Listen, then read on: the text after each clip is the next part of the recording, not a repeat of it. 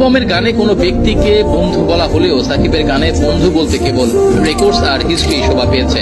ব্যক্তির সাথে সাকিব যতটা বন্ধুত্ব সুলভ থেকেছেন ক্রিকেট মাঠে তার থেকে বেশি থেকেছেন রেকর্ডসে, ইতিহাসে। বিশ্বকাপের মতো মঞ্চে বাংলাদেশি কোনো ক্রিকেটারের অর্জন আছে মানে তিনি সাকিব আল হাসান হবেন, এটাই স্বাভাবিক। টি-20 বিশ্বকাপের মঞ্চে সাকিব স্বীকার করেছেন 50টি উইকেট।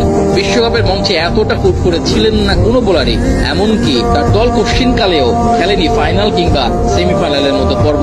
গ্রুপ স্টেজ পার করেই সাকিব করেছেন এই রেকর্ড। অবসর নেওয়া সাকিবকে মনে রাখতে হলে খুব বেশি কিছু মনে করতে হবে না।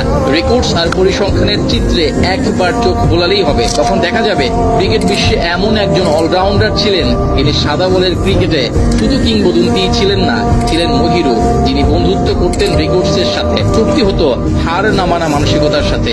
আর এটাই সাকিবকে মনে রাখার সবচেয়ে শুদ্ধতম কারণ।